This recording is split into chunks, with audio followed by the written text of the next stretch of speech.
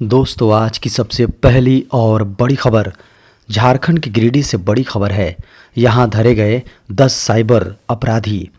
झारखंड के गिरिडीह जिले से 10 साइबर अपराधियों को गिरफ्तार किया गया है। यहां पर बड़े स्तर पर पुलिस द्वारा कार्रवाई की गई है।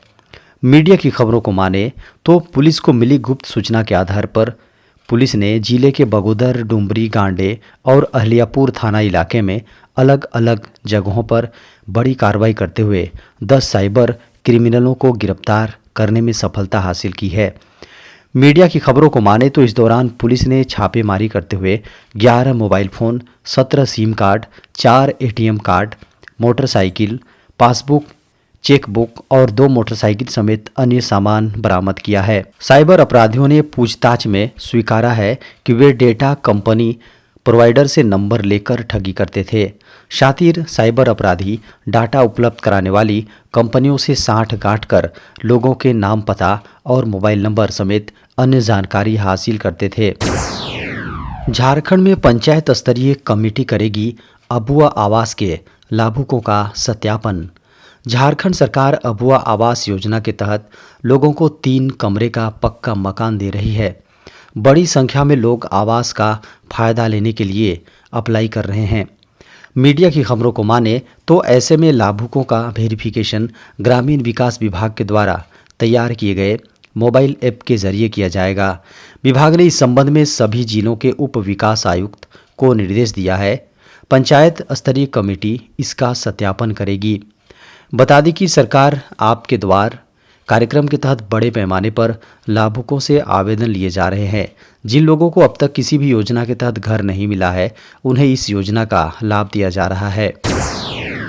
झारखंड में विवाह से बाहरी को नहीं मिलेगा आरक्षण। झारखंड में आरक्षित श्रेणी की किसी महिला की शादी यदि दूसरे राज्य में हुई है तो उसे दूसरे राज्य में आरक्षण का लाभ नहीं मिल सकता है।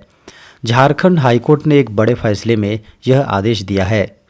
बता दें कि अदालत ने कहा है कि सिर्फ इस आधार पर कोई आरक्षण का दावा नहीं कर सकता है कि उसे इसी राज्य के अधिकारी ने जाति प्रमाण पत्र जारी किया है। स्थापित कानून के तहत जो व्यक्ति दूसरे राज्य से स्थानांतरित हो गया है, उसे केवल मूल राज्य में ही आरक्षण का लाभ मिलेगा। हाईकोर्ट ने शनिवार को बिहार की एक महिला जो शादी के बाद झारखंड आई थी, उसके आरक्षण के दावे को खारिज कर दिया। सुनवाई के दौरान जेएसएससी की ओर से कहा गया कि रीना कुमारी राणा का जन्म बिहार में हुआ है, इसलिए उसे झारखंड में रिजर्वेशन का लाभ नहीं मिलेगा। इस मामले में सुप्रीम कोर्ट ने भी फैसला दिया है। झारखंड में धान खरीदने के लिए 1000 करोड़ रुपए कर्ज लेगी झारखंड सरकार।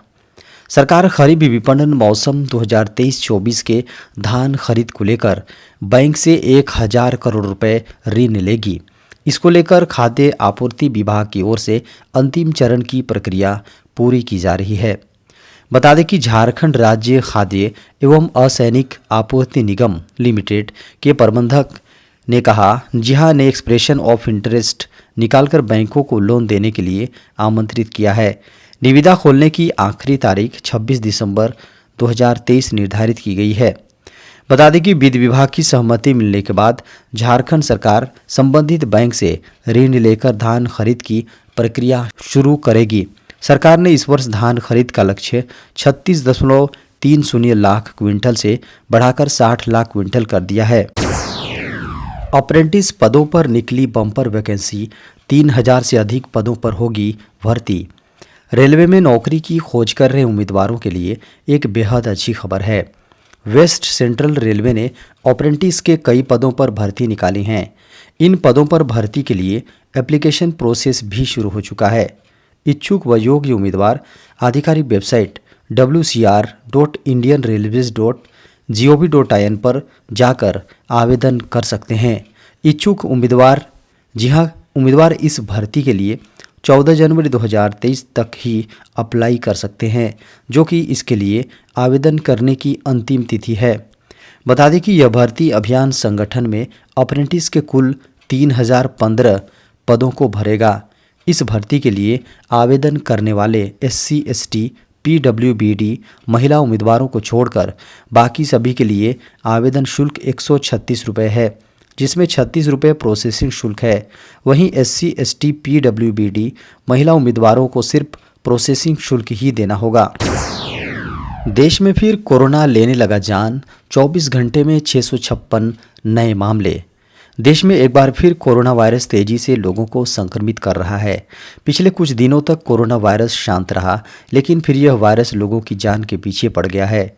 एक ओर लोग क्रिसमस और न्यू ईयर पार्टी की तैयारी में लगे हुए हैं, तो दूसरी ओर कोरोना वायरस सेलिब्रेशन पर पानी फेरने में लगा हुआ है।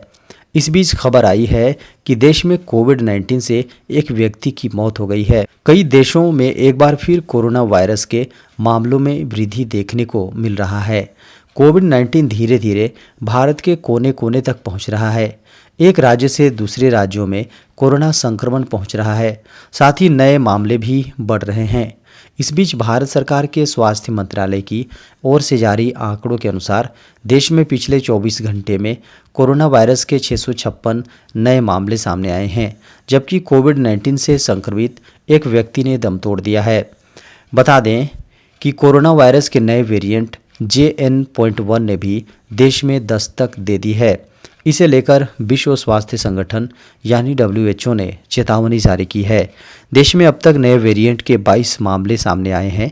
पिछले दिनों केरल में JN.1 से संक्रमित 2 लोगों की मौत हो चुकी है। इसे लेकर साउथ के राज्यों में अलर्ट जारी है।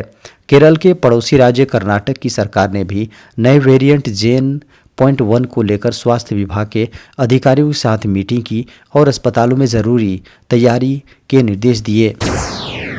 गूगल को चुकाने होंगे 5,222 करोड़, 10 करोड़ यूजर्स को होगा फ़ायदा। दुनिया की दिग्गज टेक कंपनी गूगल को अपनी मनमानी करने की कड़ी सज़ा मिली है। अब अमेरिका में कंपनी को 70 करोड़ यानी करीब 5,823 करोड़ रुपए चुकाने होंगे।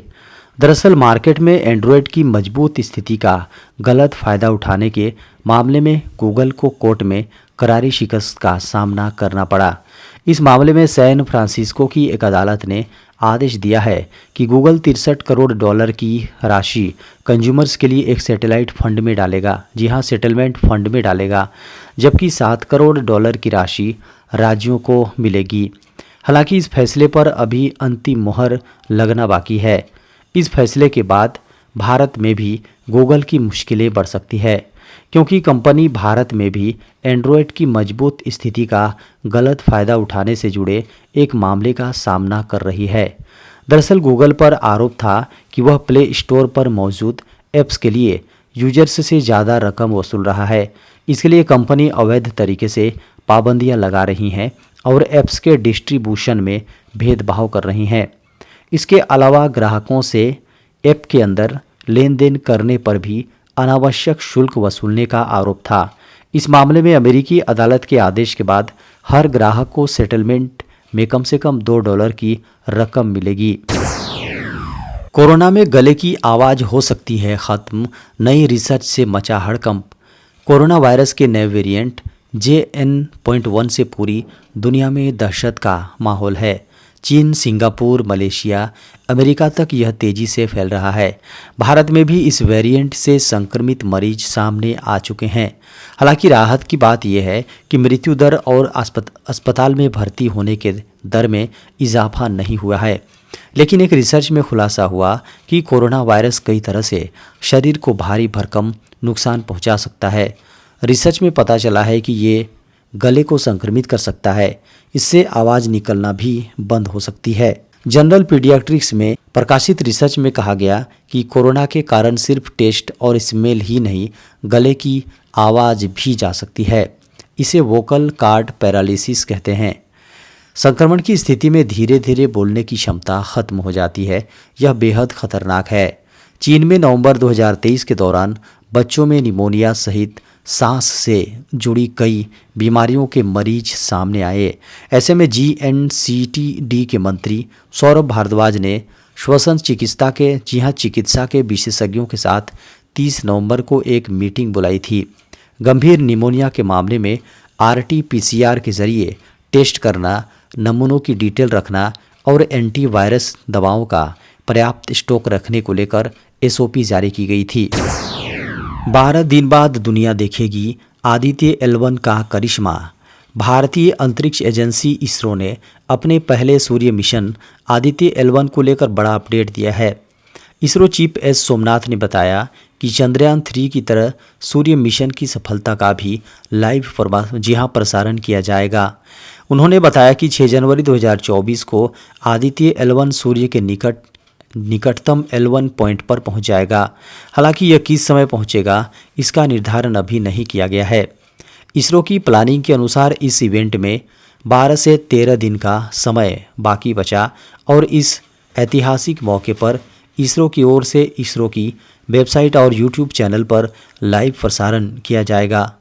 बता दें कि इसरो ने 2 सितंबर को श्रीहरिकोटा के सतीश धवन अंतरिक्ष केंद्र से आदित्य L1 का सफलतापूर्वक प्रक्षेपण किया था। यह सूर्य के L1 पॉइंट तक की यात्रा तय करेगा। बता दें कि इससे पहले 2 दिसंबर को इसरो ने आदित्य L1 को लेकर बड़ा अपडेट दिया था। इसरो ने बताया था कि आदित्य L1 में लगे payload Aditya solar wind particle experiment में काम करना शुरू किया है। इस उपकरण ने सौर पवन आयन, मुख्य रूप से प्रोटॉन और अल्फा कणों को सफलतापूर्वक मापा है।